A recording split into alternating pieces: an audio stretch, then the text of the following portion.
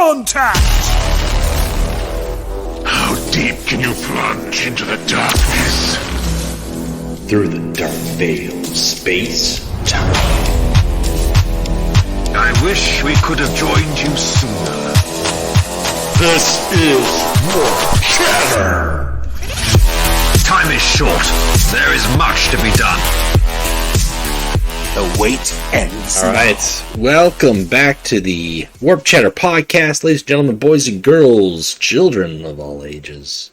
This is the Warp Chatter podcast, the podcast dedicated to talking about the Horus Heresy Legion digital card game, Horus Heresy lore, Warhammer 40,000, everything that encompasses, and that encompasses quite a bit. It's a podcast for players, by players. We've got a couple players joining us today. NumberJuanJP101 was on last week. He begged to return for this week. He gave us his credit card. He was on his audio hands and knees in the Ivetier studios, crawling through the miasma of the realm of Slaanesh. Image. And we said, okay, fine, you can come back for this episode too. So he is here today. I like the connotation of the miasma of Slaanesh. I don't know, it makes me feel uncomfortable. It's a lot different than the miasma of Nurgle or Khorne. I don't know. See, miasma of Nurgle would just be a blood mist, and Khorne would be, some gross-ass shit, but Slaanesh leaves me feeling uncomfortable, more so than Nurgle. I mean, you think about what kind of miasma you want to be on your hands and knees in. Tzeentch? Hey Tzeentch guys, is probably the safest, honestly. Okay. If we're saying Tzeentch is the safest, I mean, our definition must be very low. It is. And also, ShayGoofin has joined us today. Third time, glad to be back. Yes, welcome back. Last time you were on was the 50th episode spectacular. We are now on, we're pushing 60. We're pushing 60 with this one. We're almost there. But we are going to be talking about the Sisters of Silence today. The Sisters of Silence Faction Focus Spotlight series continues. We've only got a couple factions remaining. We've got the Agents of the Sigilate sometime later this month, maybe next week. And then we've got the 3 neutral factions, and then we'll finally be out of the clear with all these and onto the things. But we've got the Sisters of Silence tonight. Before we get to that, we've got some other stuff to talk about, though. Because, like I said, this is the podcast for players, by players, talking about all things Horus Heresy Legions, Warhammer 40,000, etc. It's Warhammer Weekend that they had last week, and a lot of stuff has dropped. Obviously, the tabletop fiends are enthusiastically gobbling up the images and all the army details and all the stuff about the box set, which is supposedly going to be below $300. Still a big buy. Supposedly. 295. That's my call. I'm going to predict that. Yeah, they're going to be. That's below $300 by 5. Yeah. That's a GW. But a couple days ago, we actually got the teasers for the Horus Heresy, or not Horus Heresy, but rather Warhammer 40,000 in Magic the Gathering, which I think is actually something we talked about like in our third or fourth episode when it was first announced. Yeah, it was one of the first. And these are commander decks. They've been sitting on it for years. Mm-hmm. Yeah, did you guys see them yet? I think it was on the Facebook group, wasn't it? It was a meme about it. It's been, they've been all over the place. Oh, that's awesome. That's a Manipulus, right? The Fabricate? Yeah. That's Call. Yeah. That's Call? Okay, I'm fair enough. pretty sure that's Call. Because it looks like the Tech Priest Manipulus, The art is good. The art is good. Like it does look good. It's not. I mean, granted, I'm not a massive connoisseur of all things 40K art because there's just so much, and a lot of it's like what is fan and what is not. And these are just images, so I don't know what everything is in all of the decks. But I mean, it looks like it's Magic the Gathering art. It's got artist credentials on the card, so it looks like they've got people who actually drafted the stuff up. Yeah, it looks That's funny. I just realized what Blood for the Blood God is. It's a bunch of Ultramarine corpses. Yes, and the corn symbol. Yes. Yeah, I didn't notice what it was. I was like, that's a weird blue corn symbol. Oh, that card's even better now that it's all dead Ultramarines. Yeah, it's really stylish. For the folks at home, the art is good. I'm just looking at what they do, and I'm like, this is neat. This looks like it's going to be fun. I'm really happy about this guy. These guys.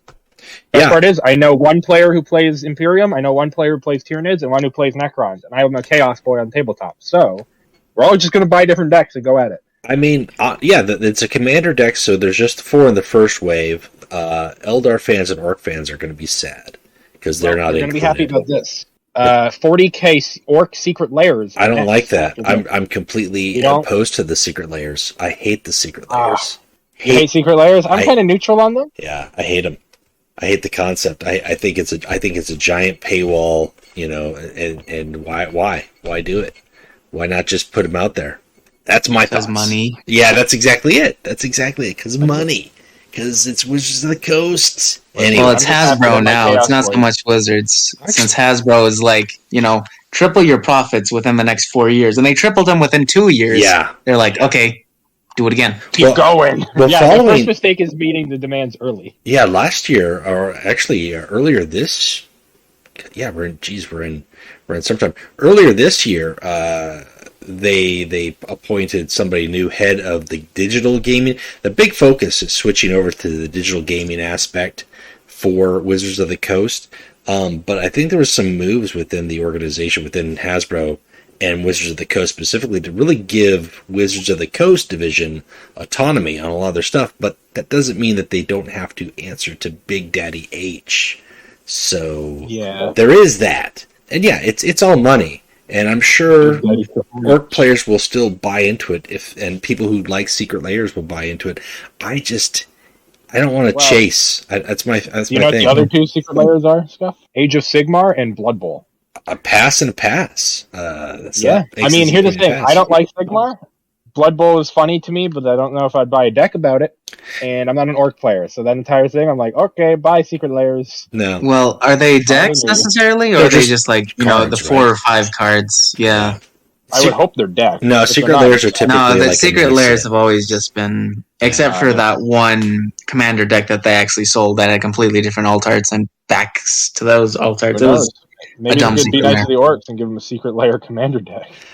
Shay, I don't know if you're completely up on the Magic the Gathering scene, but it's for those who don't know, and maybe we should kind of secret layers. I have several Magic players. That's how I don't know any of this. You can Google what they are if you're curious, but basically, a secret layer is a special limited edition promo, if you will, that you can only get by ordering direct. You can't get it from stores. I mean, you could probably get it from somebody on eBay or something like that, but that's it. It's a limited quantity. It's a limited access. The difference is you're not going to a tournament. You're not winning as prize support. You're not getting in a magazine. It's not a chaser in a pack that you can buy, and it is literally just usually 4 to 6 cards that are just that's it. So you can get it to say, hey, I've got it. I've got the card. I did the legwork and I got the secret layer. That's really what a secret layer is. A commander deck, which is the general decks for retail, are going to be Tyranid Swarm, Forces of the Imperium, Necrons, and Ruinous Powers. Those will be available for retail. And at some point, maybe later down the road, we'll get another wave that might include Eldar and Orc in a commander deck.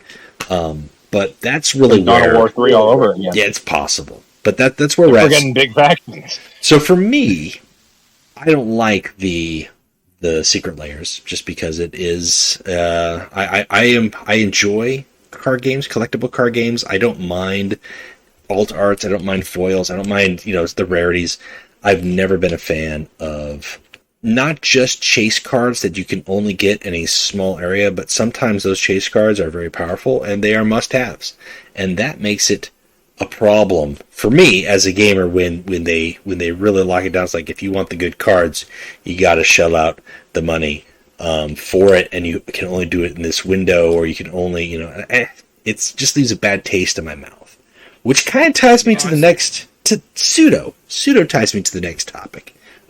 Before we get there, though, any other thoughts? Now, I was gonna say, we were talking about the art. Now I know what you mean by a manipulus. That doesn't really look like him, though, because he doesn't really have the back setup. I think that's just right. It's the back setup that does it, yeah. The problem is it's like a really toned down version of Kulk. If you look at the art, that's what it is for me. But there's not enough going on. So, but Yeah, oh yeah, I know what you mean. Like I can definitely see magic like for the first half of his body, but when you get to the backpack, it kind of like falls off.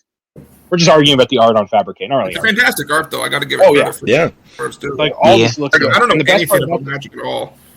I know very little. My players teach me sometimes. And the good part about all of this too. Oh, sorry, Scott. Oh, I was going to say. I was going to say. Go for it. Oh. I was going to say, Forces of Imperium has an Inquisitor on the box and some Mechanicum cards in it. So that might mean it might have some fun stuff in it, not just Space Marines for once. Yeah, it's Forces of the Imperium. I mean, there's the spoilers for the Vanguard Suppressor, which I like the squad trait. That's kind of a cool little trait. Or that's really neat. Concept. Yeah. A little costly, but at the same time in Commander, you might be able to pull that off pretty well. I like the artwork here. The one thing I was going to say is I think like Secret Lair Sigmar, Secret Lair Blood Bowl, those would fit very easily in the rest of your Magic the Gathering planes, as it were. 40k is 40k. Yeah, why does it have to be there? Yeah, exactly. Why do they have these giant bolters? But let's be fair, the last couple of years, like, Magic has just... And we're not doing a Magic podcast by any means, but... Now we are. They have laid the grounds lately, going places where Magic typically hasn't gone before, especially with the Neon Kamigawa stuff. So, yeah, I mean... The best part about Magic is I can use its creatures as bosses in my D&D campaign. Yes. There you go. I'm looking forward to it, the Commander stuff. I'm at least going to try to pick up one of each of them. I can't guarantee I will, because Commander decks run a little bit more pricey, but they're finally here. We talked about this way back when, over a year ago, and they've been spoiled. I don't know if we have a release date for those. I know that they are destined for this year. And seeing how we're already halfway done, that means they're soon. There we go. God, it's halfway the year already. So yeah, we should see that soon, relatively. Also spoiled at the Warhammer World, or mentioned, I should say, at the Warhammer World, there was the ambiguous tweets and posts from the community manager for Everguild talking at I saw a couple of videos from content creators who went for the tabletop stuff, and you could see the Legion's booth back there. There's some cosplayers back there. There are people talking back there. So, I mean, it was getting some traffic, which is really nice to see. I don't know if we have a formal announcement yet, any other information, but I know people have been wondering when the next expansion is coming, and is there going to be a next expansion? We've answered that question numerous times in the past. Yes, there's going to be a new expansion, and yes, everyone who thinks the game is dead. No, exactly. Yes, it's coming out. No, we don't know. I can't give you any more details here, but I will say this: I have got it direct from the source that the expansion is coming out probably within the next month. Ooh, that's pretty definitive. That's pretty close. That fits the raid event. Yeah. Yep. You finish this event, you do the raid, boom, expansion. Exactly. Yeah. Even though we've got 3 Warlords to drop still, they could just throw them out there. They could just be like, here, raid event. They could put them in the raid. Yeah, raid 1, raid 2, raid 3. There you go. Happy day. If they're smart, they could even stack them up in the same tier. There's nothing to say they can't put more than one reward in a raid tier. They haven't yet, but that doesn't mean they can't. At least I don't think they have. It's possible, or they just open them up for play. They include those Warlords in the raid event, and then that's like, Warlord choices, and they just say, hey, now they're part of the game. I mean, I don't know. They could. Listen, they make the rules. I was about to say that. They make the rules. They can do whatever they want. But yeah, so within the next month. So from here in this podcast, count it down. We'll be getting more information about spoilers at some point. We'll be able to talk about some stuff. I can say that there is another big thing coming with that, but I have been sworn to secrecy, so I won't even mention what it is, other than the fact that I know that there is something. And I think it could be interesting. We'll see. I'm curiously intrigued myself.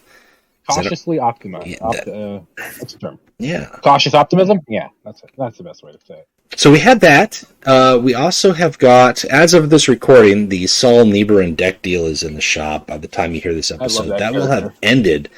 But Saul Niebuhr has been added to the game. He won in a landslide victory over Axub. And I don't know. I mean, I know at least Did any of you guys play for top 10? Did any of you guys get them? Yes, I was going to say, you two were in Dread Host, right?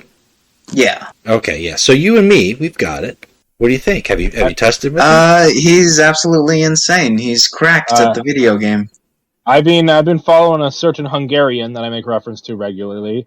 Who is current War Master, mind you, as well.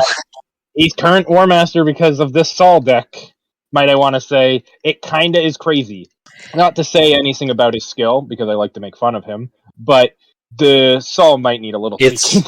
It's a little ridiculous, and I was thinking about it because I've been playing him all day, and I've lost 2 games, and it's insane. And I've made like 2 card adjustments, and there's probably like 4 or 5 other cards I could just toss out there, but it doesn't need to because it works too much, and it's not necessarily his ability. His ability makes it happen, but then he just drops stuff. Like the fact that he can throw down a Forge Master followed by a Duke if he got rid of the Forge Master, or the Coriel Zeth, or the Shipmaster. Like, you just play a few power cards. They've done their work.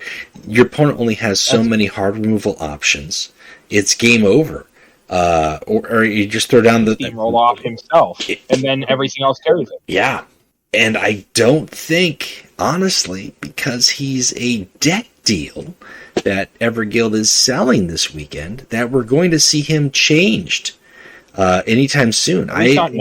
I would expect him not to be changed sooner than 6 weeks, and I would like to be proven wrong here, but historically, Everguild does not patch cards that they have sold for cash early in advance until time has passed.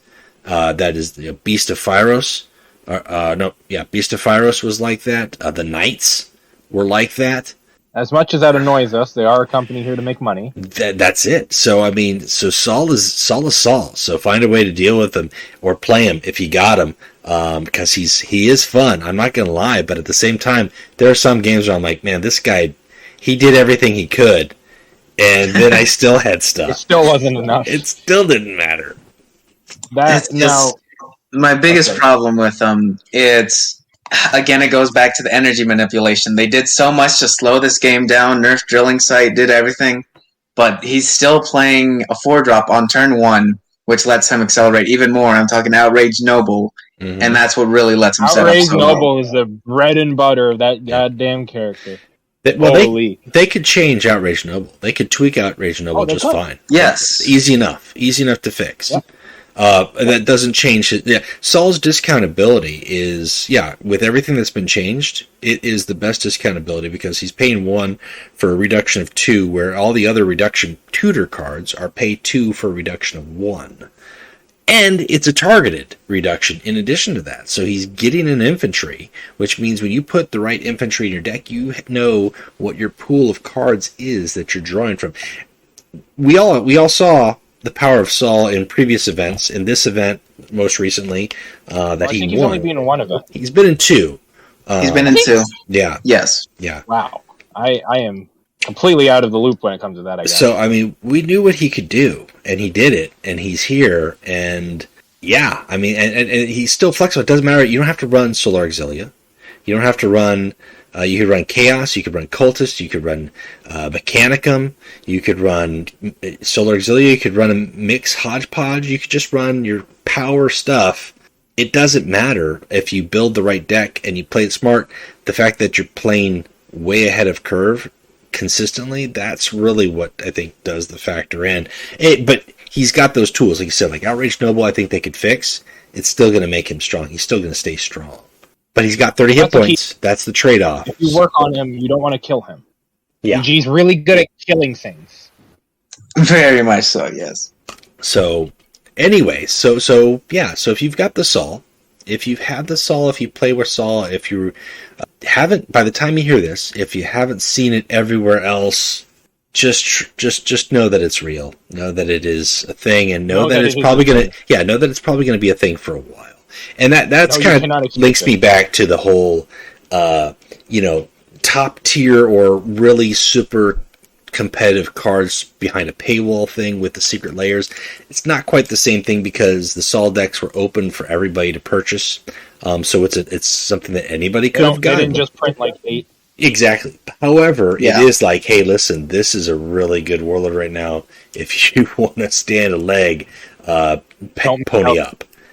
Yeah. I'm not a fan of that model. I mean, granted, 9 times out of 10, all they're really doing is alt arts of Warlords that already exist and, a card back. So, fine, every now and then they sell a power card. Like when they did Goreborn, which I don't think has ever had has ever been in the shop, actually, now that I think about it. Goreborn might be one of the only legendaries not in the shop, which I guess might bring us to what you were talking about earlier, Axel, if you want to mention that. Oh, the what's coming this weekend?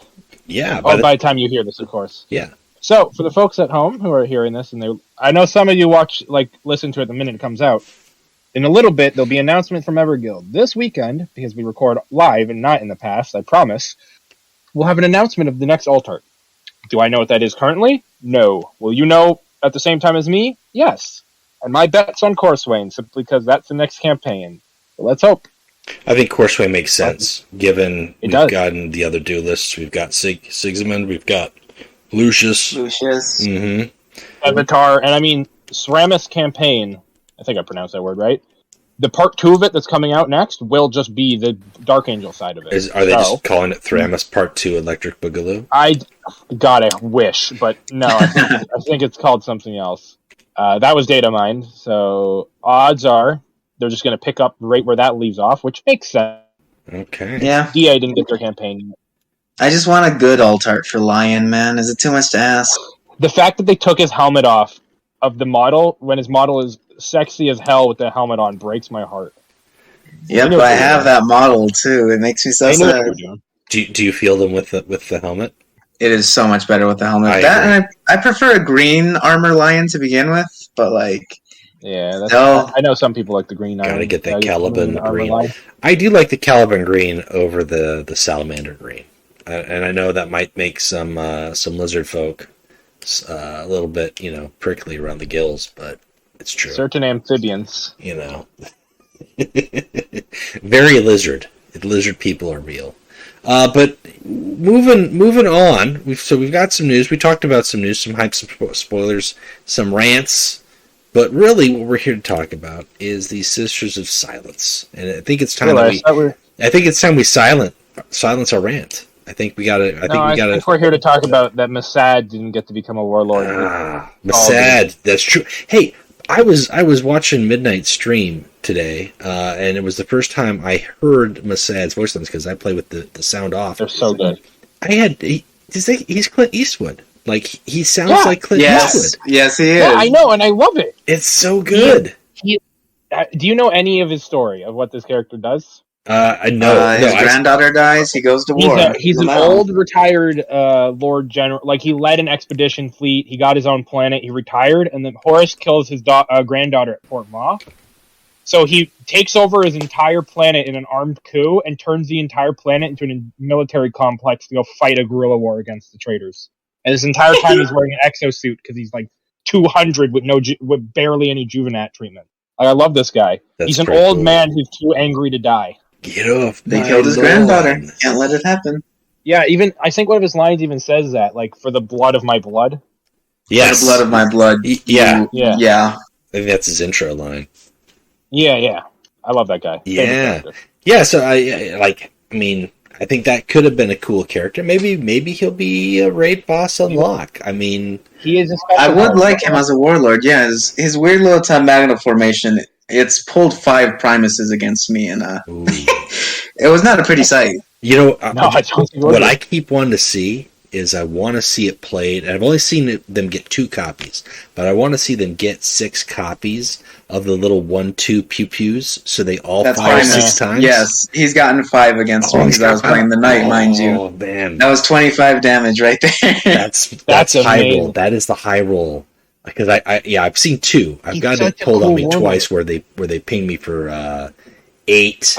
across the board, but I was like, oh man, if you could have got 6 of those things, shit. For those in the Discord, quickly look up my name, Axel J. Mane, and put in the words Mossad or Solar Oxzilla and see how many.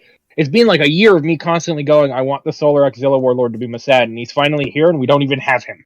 No, but he definitely is. He's so good with He's him. got some stuff. Gives him a last rifle. He gets the The last last rifle. rifle should come out one cheaper, though. Or reduce cost for his ability. I mean, Yeah. I'm fine with it. Well, His special card, I think, and his board-wide buff. Bull. Yeah. He's the bulleye. it's old Bulby, and Yeah. really, I forgot how strong playing a turn 1 Nasir Scout into buffing it really is. Mm-hmm. Yeah. It's Every just- turn, buff gets stronger. Every turn, and you can't stop it. No. Like, shoot, it just gets out of hand way too quickly. And And he's not just buffing strong. that, he's buffing that and other things. So you're like, well, I can't ignore that, but I can't ignore that. That's what he It's does. the illusion of choice. Yes, it's good stuff. The only way to win is to not play. hmm Well, you know how you Overall, can answer that is with a Steel Talon Hawk. You got a good point. Isn't he the leader of the Bellataris, though? No, the Agelon. Agiston, his card is the group he's the leader of. Okay. Mm. So the 215th cohort, right? I believe that or the 166. I think it's 1,522nd. No, that's the symbol we're fighting for, isn't it? Well, that's his symbol. Yeah, I think that's Okay, his then symbol. that's it then. I was gonna say that's his symbol. So if that's a number, oh yeah, it's a 1,522nd. Lord Speaking of those two symbols, though, they're a little ugly, both of them. I'm not. It's Yeah, disappointing. I'm not I like the rope impressed. helmet. And I would like to see more, not just more symbols. I want to get more quotes. I think we're. I mean, Yeah. I know we've got a lot of quotes, but I feel like we have kind of been skimped so many over good on ones. They quotes just as steal of some. lately. Yeah. Quotes just a quote hasn't hit me recently. Like they don't trust me. What's And we the just need new ones. Yep. what's the one that Tormentor and the Dreadnought say? Like, we deny you your victory. Is that in this game at all? No, it's not, but it should be. That was That a good needs to one. be. 'Cause Yes. That's a great scene. Yeah, that's a great. Hey, line. guys. Well, We might as well get into it. Yeah, I think it's time. I think it's time for the Sisters. sisters. You know, let's talk about the Sisters of Silence. We've teased enough. Now, listen. I know these ladies tease you. We've been teasing you along, but it's time for us to get into it. There's no edging in this episode, Axel. God damn it. You'll be pleased to hear. It's already you just did it though. Wait, what do you mean, goddamn? Wouldn't we not want to be edged? I want to go home.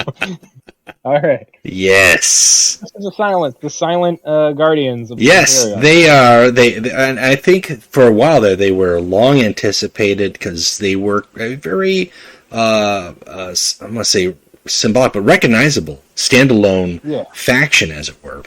I was gonna say fan favorite, but not exactly true. No, not fan favorite, but I mean they are definitely like the progenitors of the Sisters of Battle way back yonder, and they kind of went hand in hand with the Custodes, the daughters of the Emperor, as it were, fighting the denizens of the warp, the demons, and the unclean, and hunting down rogue Daughter of the Emperor is psykers. also the name of was it Goj Van Dyer's creepy harem?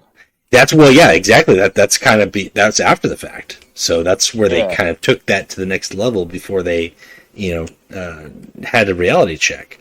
But this is a faction that really kind of came out swinging. Oh yeah. And I Launch think day. talking about them in general, like I think we'll go through the cards, but I mean, they are an infantry-based faction more than anything. A lot of their troops do work. A lot of their troops do a lot of different things that kind of cover a lot of bases.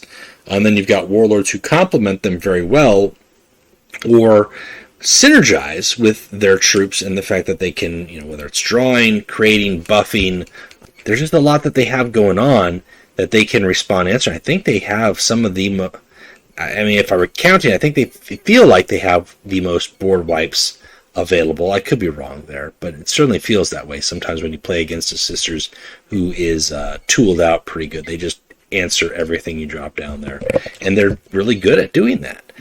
And the faction, when they came out, ran pretty hard. Janisha Kroll got dialed down a little bit, but she was pushing up for quite a bit. Kazrin had her shine, doing some great stuff after she dropped. we'll talk about all the Warlords and specifics and details, but as a faction, that's who they are. That's what they do. They punish the troops, I guess. I think that's probably the biggest theme that kind of came out of here. Although one thing that I do want to mention, and maybe we can talk about a little bit more, is I as much as it's thematic, I was surprised that this is the only faction that has a specific faction counter with the psyker hate.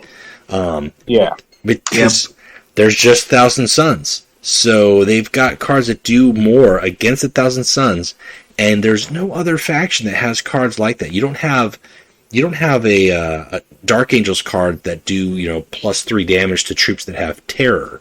You don't have Iron Warriors cards that destroy troops with Bastion. You don't have, just that concept of these rivalries or natural lore-based counters that exist. That's just been implied through other means. This faction actually has several cards that specifically punish your opponent for being a psyker, and I think that's interesting. It is definitely interesting. Do I think it hurts? Yes. Yes. Yes, it does. It really does. Just getting punished for randomly bumping into a sister as randomly being a psyker. It just feels, not to bring it back to Magic or anything, but back in the day, they would print counter cards, and it makes it really just matchup dependent. And in a game that's best of one, it's a little... Best of one with a 30 card deck? Yeah. And the problem is, it's not that they're bad cards either. No. They're good cards in general, and then their bonus is they fuck psykers even harder. They're good cards that get better if you so happen to play Thousand Suns or Canis, which I find is hilarious. It's just it's a thing, that's for sure. It was really unusual when they started revealing those cards too, like the Call and Pale Scourge and so on. I remember discussing those reveals in the Traders End Discord, and my theory, and I think a lot of people had this theory, was that because they were releasing these unique Psyker hate cards, the Agents of the Sigilate would be Psykers as well, like Thousand Sun. They were kind of preemptively putting a check on them. Same with Tylos, and then it just didn't happen. Yeah. Well, how many of their warlords are psykers? I guess aren't all of them? Like, Rubio, Malkador. Well, one of them definitely is. Well, I mean, they're warlords. Iota wouldn't be. Iota wouldn't be. Iacting Cruz she definitely wouldn't be. However, we didn't know who their warlords were going to be, and there were definitely a lot of psyker candidates within their ranks. So even if their warlords weren't all psyker, they could still have psyker troops. So it was definitely like, oh man, are we getting more psykers? We did not. I'm surprised we even got one assassin as a warlord. I'll take Just it. one though. I'll take it. We have two technically. Well, in a not neutral card pool, I suppose. Yes, there you go. I meant as an agent of the warlord. I was like, all right. For a second, I was like, who are you trying to imply is secretly an assassin? Secretly. I mean, I'll live with it. But yeah, so the sisters, they've got the psyker hate, they've got a lot of hard removal options, they've got a lot of powerful rally effects that are contingent on either your opponent having a certain type of troop or a certain attack value troop. They've got flanking options. They've had some cards dialed back. Thankfully. Cards that were just a little bit too much, cards that had fast as opposed to flank now, a little bit more high health, a little bit more spread damage, I think got toned down a little bit too. But they still do work. Yeah. I think one thing that I find interesting with them, and I think there might be a little bit of an argument in the case of Krull, but I think for the most part, they work better if they're facing another troop deck, another board deck. Well, their whole shtick is just, if you got a troop, boom, remove it, I benefit from it, maybe my troops get a buff as well. Mm-hmm. Or I buff up my warlord using something like this, or my warlord's battle honor finishes this, or I draw troops that will help deal with your thing. And then Veronica's like the only exception. And she's built different because of that, because she's tactic spam usually.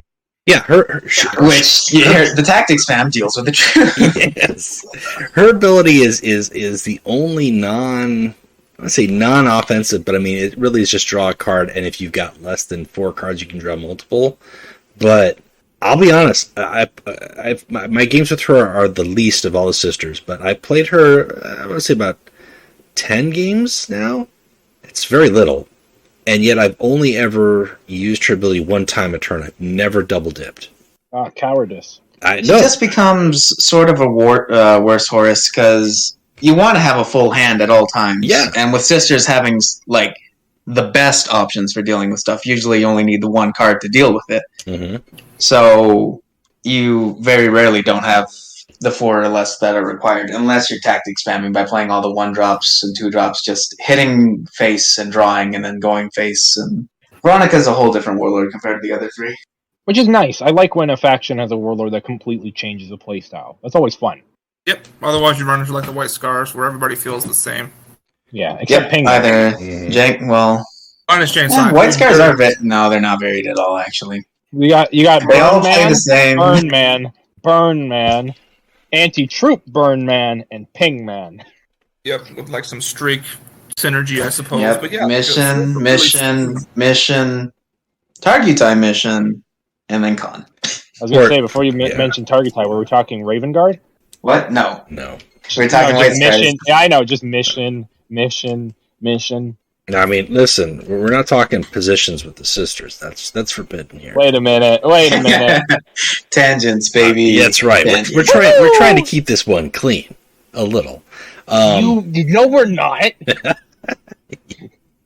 Listen, we were in the miasma of Slaanesh earlier, so we're going to stay there. We started in the miasma of Slaanesh and instantly went to edging, and it's all your fault.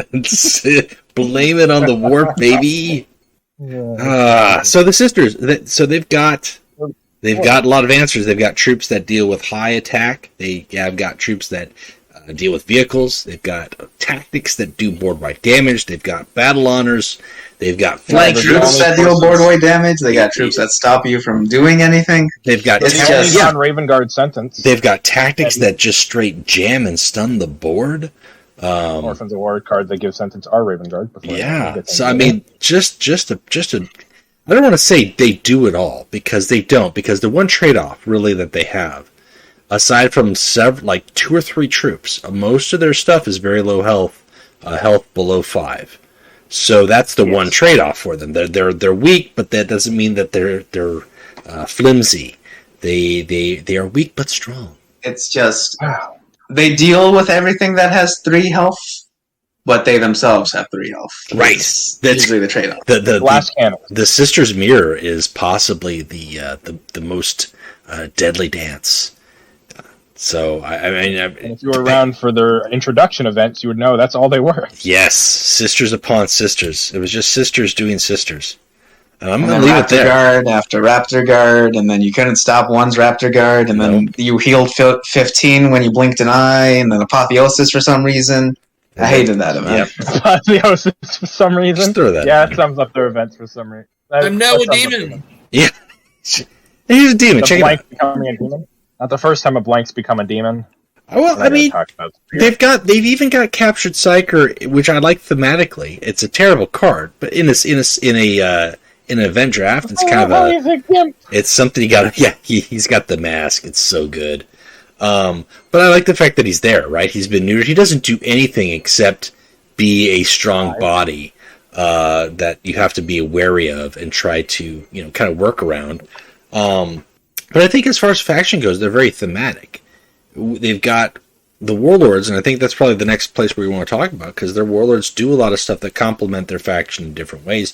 You've got Emendera Kendall, who can basically toolbox. She picks and chooses, and then she's got the Greater Destiny, which I really like, because it leads Greater Destiny is a very neat card. Yeah, it leads to longevity, but it also adds strength, and you can even just use that as a deck concept. I've done that a couple times. You can you've got Janisha Kroll, obviously, as the legendary warlord, who's got basically puts pressure on your opponent that they want to play troops, and then punishes them for playing troops by having a battle honor that buffs your own troops. You've got Kazrin, who just generates the lowly sisters who then can be used for a variety of reasons, if not disposable. And then she's got a battle on her draw. And then we talked about Veronica with just her flat draw. What are your guys' thoughts on the Warlords as a whole? Who's your favorite? What concepts, what deck ideas have you pushed? Okay, I really like Kendall's gimmick. The fact that she starts with 1 less attack, but she's technically the only 32 HP Warlord. 33. Oh, 33. It's a +3? I just wondered. Yes. Yep. +1. My memory is faulty. Yep. There we go. She's cool. She's a unique gimmick. I don't play her. Probably why I don't get the number right. I think she's neat. If anything, I play Crawl, simply because it's the only sentence that's not a bird, and I think that's neat when she activates her Reckoning. Plus, I don't know, Battle Honor and Warlords is fun to me, which is why I like Kazrin. And then we're not going to talk about Mini Horus. Yeah, that's really all Veronica is, I'm afraid. But Kendall overall, she's got her gimmicks. Euphemia spam over and over while she controls your board is another gimmick. Mm-hmm. Kroll is just overall strong, and if you don't put troops on the board, which she then punishes you for with her Reckoning. She punishes you for having troops, and she punishes you for having no troops. Welcome to hell, boys. It's very strong, and then Kazrin's just, hard removal of the deck, and somehow you're 30 HP down. Don't know how you got there, but you are. Congrats. That's probably the best way to sum it. Yeah, hard removal of the deck. Yep. Yeah. And the one I used to get top 100 last season, it's doubles Steel Talon, doubles Final Sacrifice, Coup de Grace, freaking the Great Tithe, of course. Really, you could just list all of them. Yeah. And you'd be right. Yeah. Sisters have very few bad cards, except for all their... Not even... most of the commons are still usable. Yeah. They're just good cards overall. It's a strong range. For me, yeah, everybody knows Veronica's sort of the odd one out, and it's rough. Like I wouldn't say she's particularly bad. She's just, she's not on the same level. Is really what it comes down to. Yeah. Like, Janisha is exceptional. With the exception of her death in the lore, she's a great character, too. Oh, man. Her death infuriates me. It's terrible. Spoilers for those who didn't know. She dies by accident. I'm happy to explain her death. But, no, she's great. Kendall is very interesting. I really like Kendall in events. Mm-hmm. That's where you actually get to play her, because people don't really play Kendall anywhere. I don't see her in practice, I don't see her on ladder, but in events, right, there's a lot of potential there, and it's weird, because she's relatively simple, she's got a strong ability, but I don't know what it is. I think it's just her starting with 1 attack that really throws players off, especially newer players. Mm-hmm. And you see a lot of interesting things. You got to be really careful with Greater Destiny. It isn't necessarily a card you just you play when you get it, right? No, it's a lot of fun. Right. Well, I think when they changed it and they lowered the cost of it, it made her better, because obviously it made it easier to play that more times in a game. Because otherwise it was like you play it first turn, for sure. There's no reason why you shouldn't. Mm-hmm. You don't want to be sitting at 1 attack. And then you might play it a second time later in the game when it comes up at 4 energy. But the way it is now, it's cheaper. You can play it 2 or 3 times. And if you forget, when your attack is at 4 or 5, your health might be low, but you're able to clear things. You're able to just put on the extra damage. That adds up. And then you throw in any other healing that you might have through the course of the game. She really can go. I've gotten her attack up to 7 in one game. And that is with the legendary blade that they've got, the 3. So 7 on my turn. 6 otherwise. Execution blade. Yeah. I think I've gotten Kendall higher, but the only reason I got her, I wasn't trying to do it. The only reason I got Kendall higher is because the game I was playing dragged on so long that Greater Destiny was stopping me from fatiguing. Oh, it's the only card in your deck, right? That's fine. Because the price of Greater Destiny can never exceed 10, right? So exactly. You can always play a worst case scenario. Yep, it caps at 10, and it goes right to your deck, as long as you don't overdraw it, because you can overdraw it. Yes, you can. But if you don't, that's always going to be there. So yeah, because it makes Kendall able to win any kind of game. She can win early, she can win, in the mid game, and if the game somehow goes that long, she cannot. It's very difficult to deck her out unless you force draws, or she overdraws it by accident or something like that. No, it's a fantastic card. Very interesting as well. Mm-hmm. I like gimmicks are always fun. Yeah, I like her artwork. She's the one I prefer more. Kroll I can do a lot of things with. Kazrin is solid, but I have more fun with Kendall because I like the toolboxing, which ties into deck building, which is always something I enjoy. I enjoy building a deck to get a result, and she helps get me that result that I intended with the deck. I think her artwork is nice. That's not her initial artwork, though. If I recall correctly, her initial artwork might have been from the Anathema card. It was just her the Great Destiny Greater card Destiny, was that's her what it was. original Yeah, artwork. Yes, and she was an Imperial Army warlord that increased your enemy's tactics. Yeah, she this is very increased, different. yes, way back when. She increased your enemy's tactics by 1. That was her passive. And then you could pay 2 to deal 1 act again. So you could use her to just ping late game for 5 damage for 10 if energy if you wanted to. And then she wasn't seen after Prospero, and that was kind of like the last. Yeah. I don't even know if she was in Prospero. I think she was, but that was it. Very old, and so like we got her back. She showed up for exactly like 1 event and then dipped. Yeah, we got her back, but we got her in a different form, and I actually like her current form way better. Oh yeah, her original form is it's a Sister of Silence because tactics are called spells in Hearthstone. Mm-hmm. Yep. So this one is actually fitting on her character. Well, to an extent, she's getting her destiny. She's getting stronger with it, and she can summon more sisters because they're technically infantry. Which also means if she works with neutrals, she can have fun. Or does it specify Sisters of Silence? It specifies Sisters of Silence troops. Ah, yes. Hey, that's actually even more useful. Yes, then, so you can get the cards. 100%. And you're like, oh, I know. You're running vehicles. Kazrin a lot better than Kendall. Let me grab these crack grenade with a body. Oh, you're running high attack troops. Let me grab these flankers that are going to have sneak attack. Oh, you're not running troops. Let me get this 6/1 Euphemia. Yeah, it's. I was about to say, time to run a Kendall deck where my only Sister of Silence troop is king. Yeah. As Constantine, the main Custodes player in this community, refers to her as the suicide bitch. So take that as you will. That's it. Like, I don't know anything about Euphemia King's lore, so I don't know where she ranks in there. I'm pretty sure she has like none except she might have a paragraph at most about it. Who is this? Who is the sister that basically accompanies the main character of Master of Mankind in the Warp, who's fighting alongside? I don't know if it's Amon or Diocletian. There's a is that Janisha? Is that Janisha Kroll in that book? She's in it. Kazrin's in it. I know. It might be. It might be Kazrin, because I know Master of Mankind obviously has got focus on several different characters, but one of them is a sister's and her perspective. You've got several Custodes in their perspective, and a couple non-Custodes sisters. I think there's a Blood Angel, there's a Knights, and then there's Artemis Land, which is awesome. I really want to see him as a warlord or a troop we haven't seen land yet in the game. Why is it called the Land Raider? Because it goes on land? No. You think that? No. You would think. No, exactly. This guy was like, "Hey, listen, I found this blueprint. We're gonna get a name it after me. Well, what about this? It's a speeder. It's the Land Speeder now." Well, that sounds kind of like obvious. You think you go with Arkan Speeder or Arkan Raider? Right.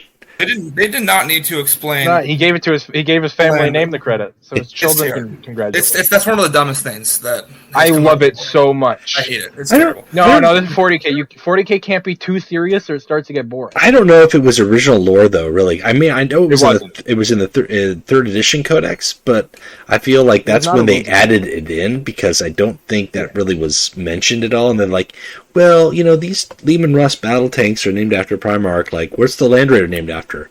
How about a guy named Land? Yeah, no, that's what I mean. I think it was retroactively added. The joke I made earlier is probably true, where it's like, oh, it's the Land Raider. Why is it called that? Because it goes on land? Funny. No. I mean, you've got the Corvus pattern bolter, and you've got obviously the Astartes with the Malkador. Yeah, the Malkador battle tank. Like, things make sense. The Sicarian battle tank, like, there's names. Land is just so base. It's just the name word made land. sense without it. The name made sense without it. It did. It rated land. Yeah. It's like, it's the tank gun. Why? Because it has a gun? No, because the guy who made it, his last name was Gun. And his first name is Tank. It's named after him. Right. Direct 1-to-1 by my homie Tank Gun. That's right. Tank Gun. Sir Tank. No, call me Tank Gun. No, please. Call me Tank Gun. You joke. Sir Tank was my father. Yeah, exactly. I didn't even really add that. We are one step away from that. But we digress away from the Warlords. So with your guys' picks, do we get everybody's favorite picks for the Warlords? Kazran? Kroll. Kroll with Kazran in the second. Minus the terrible death, Kroll. And then as a card, I like Kroll a lot. So, all right, I'll be the odd man out with Kendall, but Kroll is solid, definitely, and Kazran, it does her duty. I don't know why the Execution Blade is just a generic one and not Kroll's personal one, but they did the same to the Custodians, so I'm not surprised. Yeah, no, that's fair. I mean, you gotta give them some sort of war gear. There's some factions that still don't have a war gear option, but it's kind of becoming a thing. My complaint is that she has a named Execution Blade. And what's his name? Valdor has a named Paragon Spear, but when given it, they're just like, all right, Paragon Spear and Execution Blade. But then you get to some factions like our boy, the World Eaters, and it's like, yes, this is Gorefather and Gorechild. Yep, very clear. Not chain axe. Not chain axe. Yeah, not chain axe. Yeah, not one-handed chain axe and two-handed chain axes. You're right. Gorefather and Gorechild. God, it would be amazing if that's what they're called, though. Yeah. But speaking back on, I think it's Blade and Carmine. I don't know if he actually has a different name for it. It's not just his power sword. Yeah. What are we talking about? Like, playing back on, because earlier this podcast, Scuff, you had said that they're not exactly the do-it-alls, as you were saying, because they do lack in certain parts, and they excel at troop distortion, but they do have a lot of cards that play very minor parallels to other cards. Pale Scourge is just Frag Grenade from the Sons of Horus with a bit of Psyker hate. Steel Talon Hawk is just Euphoria, or whatever the card is from the Custodians that's deal 2 in Jam for 3, mind you. The Epheroid, Execution Blade's a mini White Tiger Dow. Execution Blade is just Kabunda. This Kabunda the Warlord. Need Kabunda. Silver Osprey is that 4/2 Mechanicum Warlord that fucks vehicles over for whatever reason. Ebon Arata is the 5 cost from White Scars. And then the Call's just Endurance. Oh, and then the Great Tithe is the Conqueror. Like, a lot of their cards and a lot of their better cards are just, either better versions or more versatile versions of cards we already had in the pool. Shoot, Coup de Grace is Ash and Bones. Yeah. Yeah, I guess it's like if it's not broke, why fix it? Just give it to the sisters. I mean, Witchfinders even is hunt them down. Like, shoot, everything's comparable. The Twisted Sisters have earned this. They can have it. The Twisted Sisters. They're not going to take it. Miss them at Prospero. They're not going to take it. Even Cadre Tactics is a mini for the con. Everything's just like a miniature version of what they are in the other legions. There's not a lot. I mean, but they've got it all. They have it all. They have a theme, but they don't have anything unique. If anything, the only thing that's unique about them is maybe the lack of it. The direct psyker hate. Like, that's really, and that's not even a unique trait necessarily, but it is something that their card pool has that they can actually claim nobody else has. So there is that. But yeah, they don't have anything that's like, oh, the sisters do this. Like, the sisters are just really solid, really good, and they punish you for the board. How do they do it? The same way any other faction does it, except they do what all those factions do in one faction. Like, they do it at all different levels. They can come at you all different ways. Yeah, just a very well-rounded faction with the strengths of many others. Well, and I think going into that, I think we take a look at the cards themselves, whether it's tactic or troop. What would you guys say are your top three? Top three. And I know that's hard because, I mean, quite frankly, they've got some options. But if you had to pick the top 3 non-warlord cards that you gravitate towards, or you find you get the most value out of, or you use a lot of, or you just think are pretty, it's okay. What would you guys say? Steel Talon, White Falcons, and the Cull. That's fair. I pretty much exclude legendaries from this list. I broke that last time, but this time I'm going to do it again. I really got to give it to Steel Talons. I think that's the name, right? Yeah, Steel Talon Hawk. Yeah, Steel Talon Hawk. I call it Steel Hawk or Steel Talon. That's up there. That's solid. Call is just too much value, especially on launch, so I got to give it to it. And man, I don't know. Probably another reaction card. I'm trying to think of another one I like. Steel Foxes, I mean, I like those. Yeah, Steel Foxes, because even if I can't kill the threat this turn, it's going to fuck off for a bit. I respect that a lot. Notice how almost every card I said was dirt cheap. Or the Cull. They got really good early, like, not even early, just cheap reactionary. Yeah, for me, it's hard not to pick Steel Tongue Hawk. That card, it almost feels like the card is necessary for the game, especially nowadays where there's a lot of early game plays in this game that are just ridiculous. They start the ball rolling for a lot of legions. Think of your recon claws. Depending on what you're playing against, Terror Squad could be pretty annoying. Maybe Lord Malshio, all these cards, Kaizu Lane, having that turn 1 drop, a card you can always play to respond to it and kind of reset the game it's so necessary and it's so powerful. For my second pick, just for the flavor and the lore, I guess the lore significance, I actually do want to say Captured Psyker. The card is terrible. It's awful. It's an awful card, but that ties into the lore. It's probably the most important function of the Sisters, at least modernly. Involves capturing psykers and all that, which leads into the Great Tithe as well. And the third, my third favorite card is actually the counterattack. It's probably my favorite counterattack in the game. Speaking of counterattack, it's just a better Death Guard counterattack. You know what? Hot damn. I'm going to just say, shout out to the Rhinos, too. They're not on my top, but I like both of the Rhinos, because one is really specific, and it just goes, fuck your chaos tactics. And the other will never leave your hand. He lives there now. So that's the other one. In the Frozen Heart? 8 costs. That's a Grav Rhino. Yeah, Frozen Heart. Oh, Frozen Heart, yeah. I like that card. It's gimmicky, but I like that card. In the first Sisters event when they dropped, the reason I love the counterattack so much is that it really does reward clever play, and that a lot of people don't actually know this, but you can target enemy troops with that counterattack. And the reason you may want to do that, there's 2 reasons really. The first is White Falcons. Mm-hmm. So you can go from having to trade your 4/4 flanker into giving it sneak attack and then blowing the threat away without losing the troop at all. And the second more significant reason you would want to do that is White Asps. And there were a lot of games in that event that could be flipped because you would just take a troop that you could not blow up before, and it's now gone. And you didn't have to lose a troop or yourself or do something else, something suboptimal to do it. I love that counterattack. It's so unique. Never considered that. Yeah, and it's fantastic. Well, yeah. Smart player. They got a lot going for them. Like, 3 cards, normally we talk about some factions I'm a big fan of, I can lock it down 3. I like a lot of their cards. Yeah. They have so much board control. They really do. They have so many nice reactionary cards. Like, I've got a lot of runner-ups or I even like all the cards. tactics. Like, okay, obviously there's some tactics that are just hurt to see, but then a lot of their tactics are just so arguably great. The only card I think I actually dislike is that 7/7 that removes stealth and precog. Oh, what's that one? That's Extraviatus Cadre. Yeah, she's it's the only. I feel like we need a neutral form of her that is much cheaper, mind you, because by 7 energy, that's way too slow to stop any of the psychic shenanigans.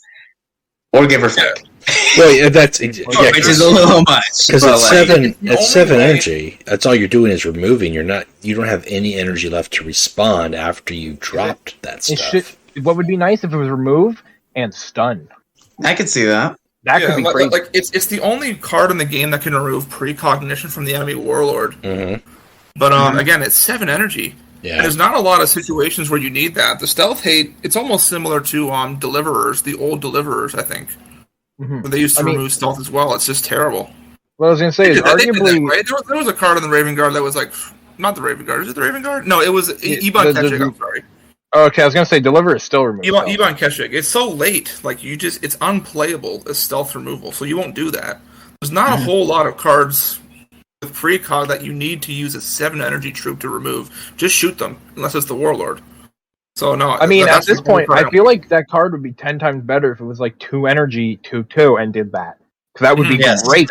That would be amazing. Because then I could do that and then still do stuff on my turn, maybe play some fast troops. if And there's blast stealth, maybe mass click and out. flank.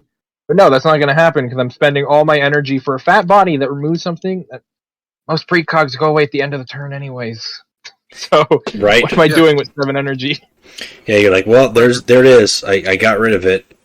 What do I do now? At 3 Got rid of energy it, at whatever it best, costs. you can throw out a tiny flanker?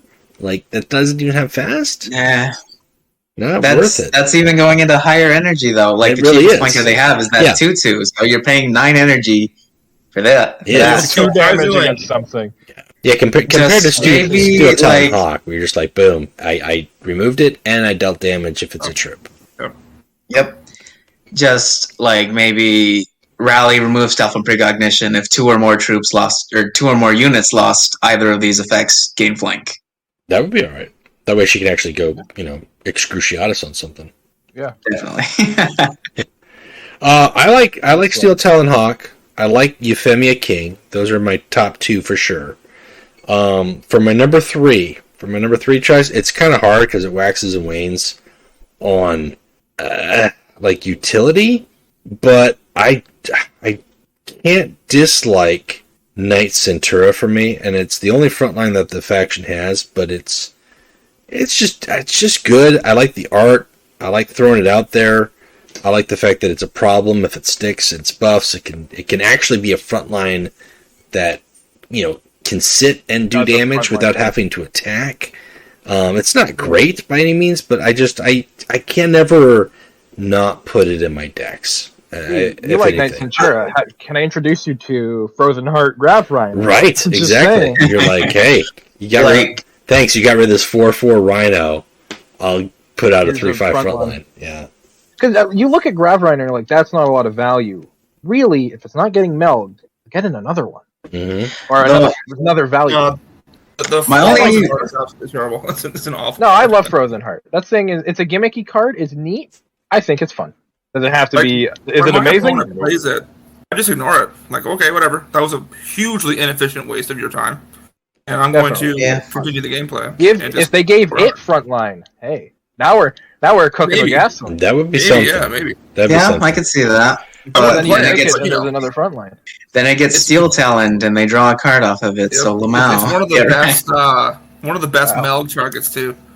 Well, Yeah. my only problem is really in the deck. The only good Melg target is Knight Centura because they don't want to be melging back your 4/4s with flank or your 4/3s with rally damage. That is Yeah, I was that's gonna say, true. that's So when the they, thing, they, don't wanna they play. are They will have they're a gonna be Melg. saving It's just Melg, going to be. and once just you for drop that juicy Melg target, it gets got. Hey, but you know what? Melg Then, comes down with his contracts and he's like, "Go back." then they give me a Melgator. This is not the Jedi you were looking for. Yeah, they give me a Melgator to destroy and buff up some stuff. Mo Thanks. shows up, puckering his lips, and he's just like, "No, I don't like you." Sucking on lemon juice. Sends a looks mountain back to the sky. Let's go, Melg. Oh man, that's my favorite thing. Yeah, the cards that they've got that Uprooting mountains. don't see a whole lot of play, like the Karen Pattern Acquisitor, that 9-cost card. Honestly, I love those. Crazy I love those ability. things in lore. It's just a good card in the event. It's a good That's enter. it. Right, It's a that's 9 energy and uninteractable. Yep. Yeah, if there's so many cards where like lower its stats, lower its cost, it's suddenly viable. Mm-hmm. That's But one of them. If I that think- dropped around 4 energy. Yeah, if Well, every... that's a little much if- now, mind you. No, If I mean, every like if it had faction- 4 energy stats and it dropped 4 energy. Oh, yeah. Every faction's got those high-cost vehicles that, I mean, yeah, it's power, but the game moves at a faster speed, a faster clip, so it's, like you said, like, in events, that's where you might drop it and actually do something. I mean, just the same, captured psyker in events, I mean, don't scoff at a 7/7 for 5. Like, you might be like, oh, it's easy to control, but the fact is, they have to keep controlling it, otherwise that 7 is going to do work. And And an event though, you'll almost always see it produced from Pursuer Mistress. yes, Booba Mistress. yep, she releases her gimp. She says, "Go get him! The gimp. Release the Gimps. Bring out the gimp." Episode. That's number not I forget. that's not a Release the wistful sigh for a gimp. I'm just reminiscing about Pulp Fiction and sophomore year. Yeah, that's what my mind goes to for Gimp. I think that's the Fiction, quintessential creepy gimp. underground base. I mean, if you have to, It's There- the quintessential Gimp. that's it. There's like 2 quintessential gimps, and that's like the top one. I agree, I guess. I think you're trying to think about the second one, and that's where you get into murky territory. That's where the miasmas of Slaanesh start kicking in. That's right. What do you consider quintessential GIP number 2? Ooh, I don't know. That's the problem. I had to think for a moment. Well, gimping aside, so we've talked about cards that haven't seen some play. If you guys could pick one of the cards within the faction, you'd say would be the most work, or just make this card different because it just doesn't work, or it needs play, or it needs buff, which would that be? Okay, I love the idea of a completely invisible tank the size of a fucking city block, so I really want the Karen Acquisitor to actually be good. That's the one thing I want. Because this thing looks awesome, its model is great, and it's the size of like I said, a city block just rolling down your streets, but it's invisible. And in game, you don't see it played because it costs too much for a really good effect.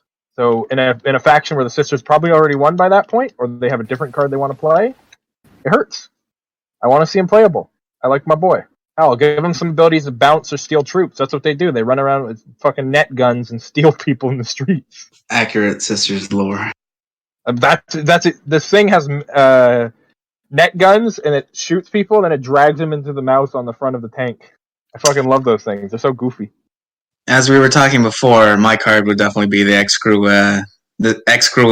Tiatis Cadre. Their ability is a needed effect. Definitely just get rid of that precog. We don't have another card that does this. But it needs to be cheaper. It needs to do something that lets me do something along with it, or make it cheaper so I can play cards that do something to punish those precog removing.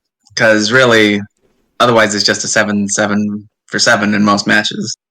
That does absolute nothing. Because to compare it to another card, we're doing this all night. The 3/2 from Defenders of... is it the Defenders of Caliban? The one that rally removes stealth? Yes. Why can that be this? 3/2 for 2 that removes rally removes stealth from precog. I mean, look at the word bearers. They got a 3/2 bike that removes stealth on rally and has flank. They can dash them up. Come on, Evergo, please. I mean, I think the 7/7 is a good pick for that, but just for the, I guess for the sake of picking something else, giving a unique choice, I suppose. I think it's the Lady's Grace is the 4/5 tank that increases Chaos Tactics by 1. Yep. And then it's your energy abilities to Novice Sisters. Yeah. The additive's fine enough. I think it should apply to all tactics, really. Yeah. I can see that, yeah. I don't really know why it says just Chaos. It seems really niche, because now the idea is, because Chaos, so we're stopping the magic. Please tell me how this tank is making my defense satellites not hit it. Yeah. My satellite dish out here is not magic, ma'am. Just make it a 5/5 and it's viable. Boom. But no meld. Just play Neora. Just play Neora if you want to mess with people's tactics. Well, Neora is a good example of power creep in that regard. That is very true. That's true. Very true.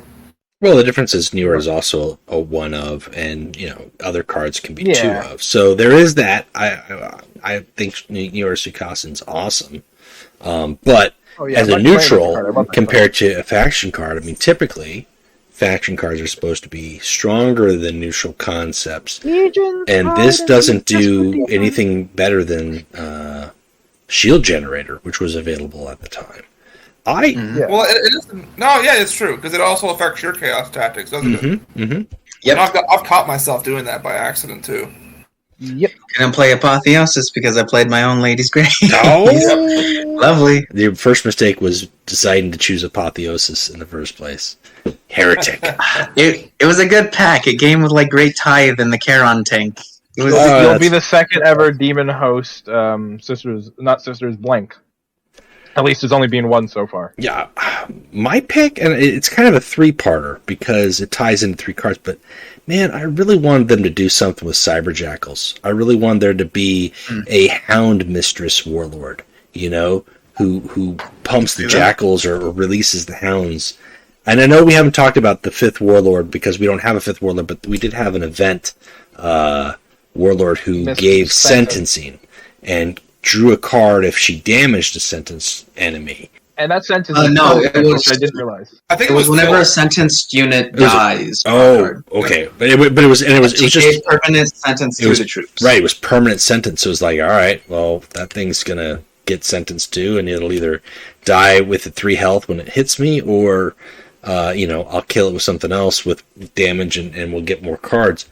Maybe we'll get her. Maybe she'll get a rework. But I just really wish the Cyber Jackals are there. Not necessarily because of their additional Psyker hate, because that's another card that we didn't mention. But I mean, these guys could potentially be 4/3 with Terror if there's an enemy troop with Psyker, which pretty much chews through anything that doesn't have precog on the Thousand Sun side, especially if you pump them with the Pursuer Beast. But just the fact that it's that is another aspect of these witch hunters, that they're not just ladies. I mean, they employ the technology, they employ captured psykers that they've captured, they employ beasts and vehicles to do their job. And the fact that they got included just left me all right, give me a little bit more. Let's make these, and maybe we'll get that. Maybe we'll get that with this next expansion when the sisters get new cards. Maybe they'll dive further into the hounds concept. I don't know. The closest you're going to get is Iron Link's Pursuer Cadre. Well, here's the thing. Closer we get. Because we talked about how much these guys have already got. Because they've got a lot. And we don't have cards for them from the next expansion. I don't know what they could give them that they don't already have, unless it's either a weaker version of what is already in the pool, or a stronger version that's just never going to see play. They have, what could you give them? Battle cannon. Just give them something from a faction they don't have yet. I mean, technically, he's not wrong. I guess more front line. Yeah, I could see more front line. Give them a little more defense. Yeah, give front line to a Grav Rhino, easy. Or something that plays into their whole people have a hard time seeing them deal. Something that a way to hide the Warlord or protect the Warlord in a unique way. They're not all unseeable. It's mainly only their mega blanks, and Kroll is one of very few. Well, if they, what they don't have? They don't have Ward, which is surprising. Well, the problem is it is, but Ward is every version of Ward in this involves some psyker bullshit. So I think that might have been the reasoning behind it. They don't even have precog, if I recall correctly. None of the Warlords have that. No, any card they have that. They chap it, but they don't get it.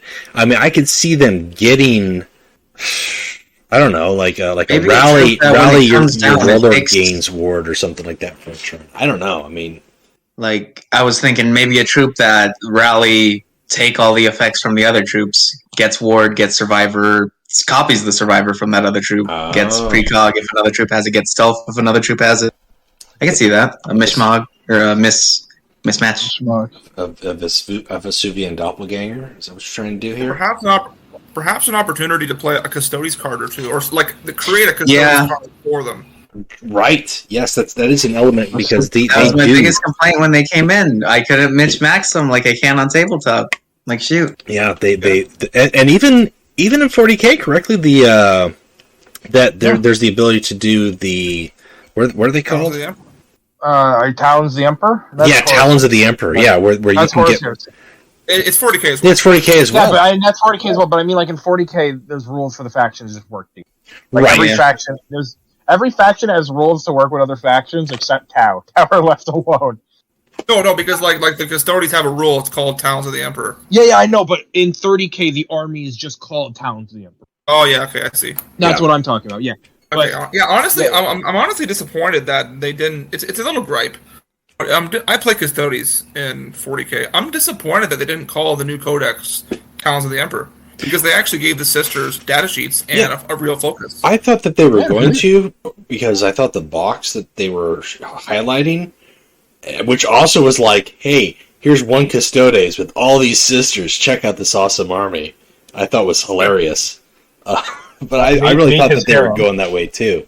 I thought there was the sisters aren't good in 40k, but they put effort into giving them actual proper rules. Well, it's just a little great. Yeah, I like the fact that in 40k, at least with that, they specifically kind of separated the sororitas the Adeptus Sororitas from the Sisters of Silence, the blanks To be versus fair, the Witch Hunters. They don't really have any correlation. No, but I mean, they kind of delineated historically. Yeah. They have sisters in the title, so that's gonna confuse people. You can't call it. You don't want to confuse the players, Yeah. All I'm saying is I can see Constantine's pointy hat in the Art of Great Tithe. So why can't I? That's fair. It's fair that he's in there. I was also going to say, you also see one of the more ridiculous arts of the Emperor. It looks like someone took a flashlight and mounted it underneath his grill there. Yes. Oh, that's true. That early art, man. I mean, the sisters were all lanky, and they all kind of were like, man, what's the deal? Why do they got these, like collar death mask things? I love their death masks. They look good. Yeah. They look good. I don't dislike them. It just was, it's so iconic because I think, and I mean, there might be a couple other images if I rack my brain, but honestly, when I think 30K, my first introduction to 30K art, there are a few units that looked like, hey, 40K art, we dialed it back 10,000 years, and this is what they were prior to that, and I think the sisters art, is just that perfectly. Yeah. And you want to know what mine was? Death Guard running around with the German spike helmets, and I was like, "All right, you sold me on 30K. You sold me. I want to see more." Not the Death Guard. You mean the Death? No, it was the Death Guard. Yeah, Death Guard. Running around with little spike helmets with the Meldon squad. Yeah, yep. Yeah. You're right. But even before HHL, I saw a little spike on a helmet, and I was like, "That's ridiculous. I love it. Show me more." The death. Am I thinking about the Death Krieg? Are they the Death You're thinking of the Death Corps of Krieg, the Krieg Death. Yes. Yeah.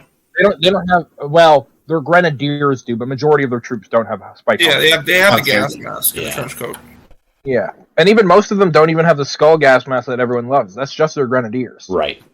And they don't hit. Then there's no instance of them in any scenario using a shovel as a weapon. I learned that and I got sad. I mean, somebody made that meme happen, and it took off like wildfire. The fact that the shovel has been a model accessory in Imperial Guardsman kits forever. Since the Imperial Primer, they have shovels. And very lore-wise, lore-wise, it makes sense with the faction and the shovel. Use what you've got available to you.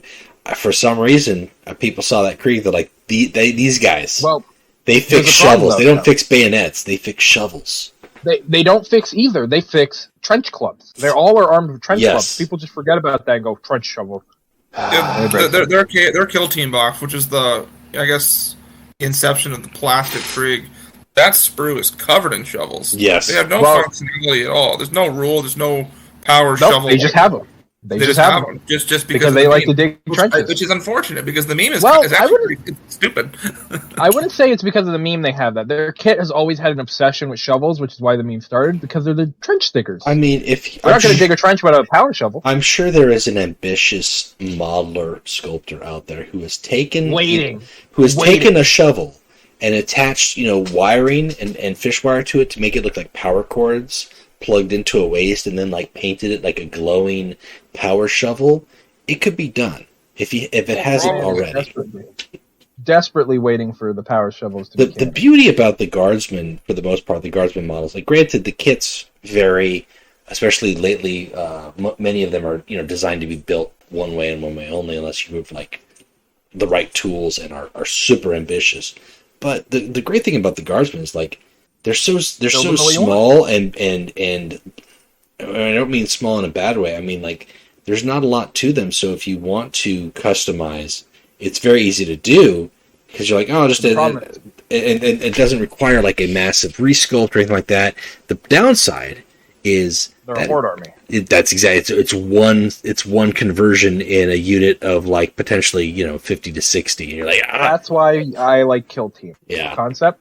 I don't play much of it, but I like the idea of I can make 5 models that look really good and play it. Which reminds me, Chaos Gate, Scuff. You're looking at that game; it came out, and it's really fucking good. I know. I can't believe it's not on console.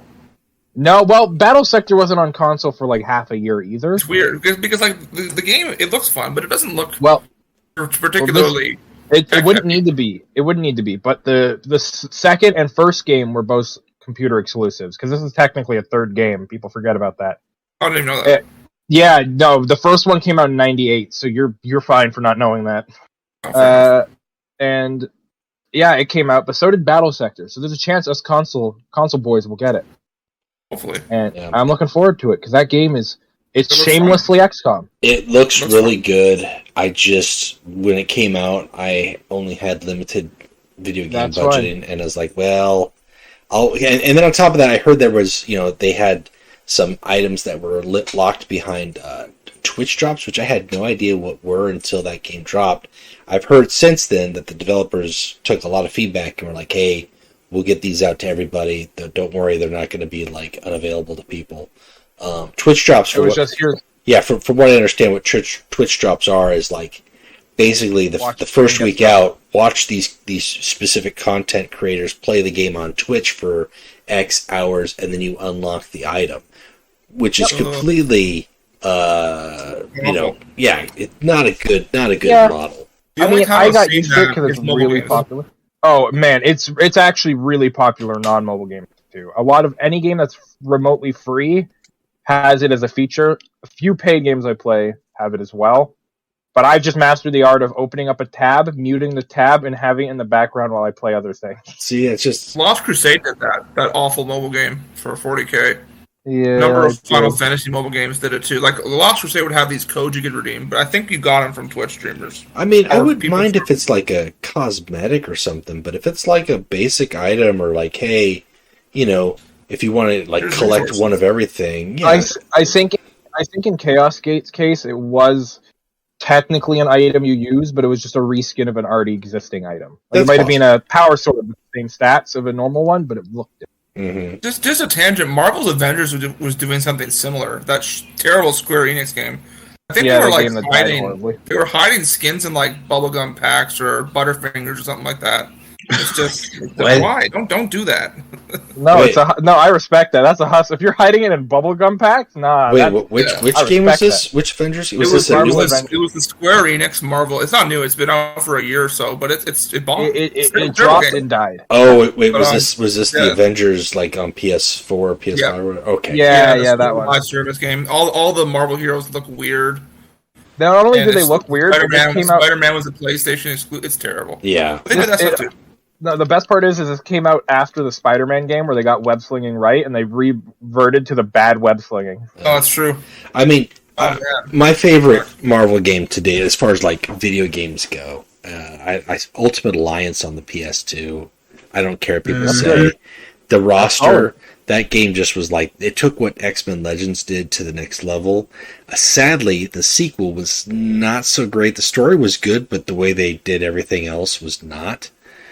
And that's fine because everyone knows the best Marvel game is Capcom versus Marvel. I like the art. The art. I do not like that style of fighting games. I don't like those style of fighting games. Fine.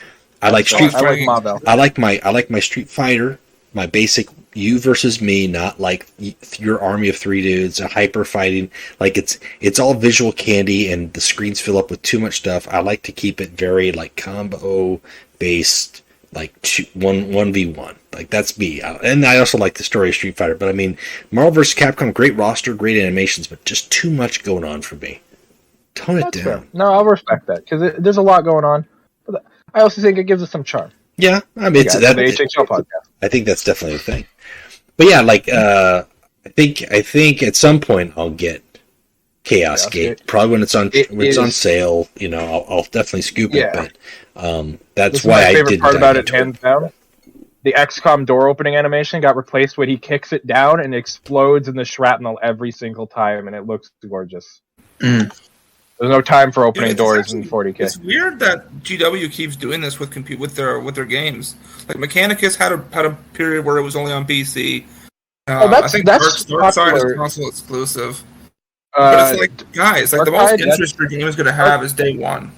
Yeah, Dark Tide is Xbox and PC exclusive. That upsets me. As a PS5 guy. Yeah, as a PS5 guy as well. That was sad. Did Vermin try to like those? Fuck. It's very surprising in this day and age because, typically if it's not like specific, like, you know, Microsoft First or party. Sony specific, you would think Well, it that's would the be on thing. all platforms. It's the companies that those games are developing, because GW, the way they handle their license, they will give them out and let the company do what they want. In that case, company's like, all right, we got this deal with Microsoft, so it's sticking here. It's a shame, because I just want to play the game. Yeah, So do I, man. yeah. That's Hey, crap. we may get Chaos Gate one of these days, boys, and that's what matters for us console gamers. Well, I mean, Patient, man. God, it looks so good. and we're talking video games. I mean, have we moved on with Sisters? Let's put a I lid feel on like the we wrapped Sisters. it up. Let's Yeah, I feel think we've they're talked gonna everything take that there needs to be They'll- talked they'll about. let's take put the this now. Sisters to bed on a scale of 1 to 10. How would you rate them? 10 being the highest. 10 being highest. You know what? They're in a comfortable place. They'll always be. They dropped broken, but now they're just fine. I'll give them an 8. I'll give them an 8 simply because I don't play them that much, but I respect them. I respect their players, not originally. No offense to the few diehards. I know Pirate was, he's a big Kroll fan from lore and waiting for her to launch for years. So when he got her, he dominated the ladder with her. So I respect that. I give them a 9. They are 9? still extremely strong. I played Gazrin in the top 100, even though main court still doesn't believe me for that. But screw them anyway. They're still extremely strong, well balanced, and overall just a toolbox. Yeah, the way I like it. From a lore perspective, yeah, I think I can give the Sisters a 9. Again, minus Janisha's death. I hate it. I hate it so much. But other than that, Imagine dying by accident. It's so I could rant about it for hours. It's so stupid. That book had so many cool deaths. That moment, Saul, the warlord we just got, his death is staring down Angron with a wall of guns. All these cool deaths, and then Janisha Kroll be like, "Oops, I accidentally cut her head off." Whoops. Yep. In terms of gameplay, they're a lot of fun. Like as Axel pointed out, they did release Overtuned. I think they've been reined in. I think where they are now is reasonable and fair. And so for that reason, I think I'm going to go with 1. I think I'm going to go for a 9. I think That's fair. It's a solid faction. They play well. They seem reasonable. They borrow a lot of tools, but it doesn't feel like they're better at everybody else with their tools. It feels very jack of all trades, but they're a master of none, except for maybe hard removal. And I like that. I like that design. Yeah, and the people at home probably realize this now, that most of the time my rating comes a little lower by me playing of the faction. That's just not the way I like to play, but I would probably rate it higher if it was. I just like them. They're good. I don't disagree with any of you guys. 9 seems reasonable. I'm going to go with an 8.5. Not to be diplomatic, but they only lose they only lose that 0.5, honestly, for me, because I do feel like there are some cards that are just not doing anything. I talked about the Terror Hounds and all that. Like, you can put them in there, but like realistically, they just have so many good cards. It's like, why would you vary from that? Like, you include the staples, and by the time you're done with the staples, you don't even consider the other options. And that's the only reason why I would bring it down, because otherwise, yeah, they are strong, they're consistent, they win well. If you play them and you don't have to, I don't see, they're not brainless. I'm not trying to make them sound brainless. If you know what you're doing, if you know what you are doing with them, you will be able to turn any situation around and take the board. You'll be able to take advantage or make advantage.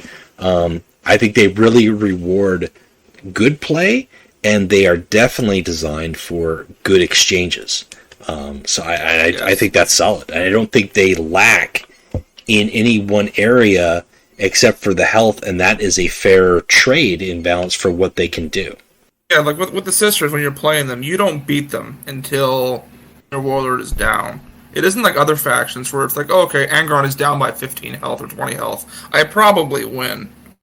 But with the Sisters, it's like, no, they can turn this around at any moment, man. Mm-hmm. And they have a lot of way to turn around, and that's good. And everything just spirals out of control as they gain more and more value on you, making positive elo trades. And you're like, wait a minute, what happened? Yeah.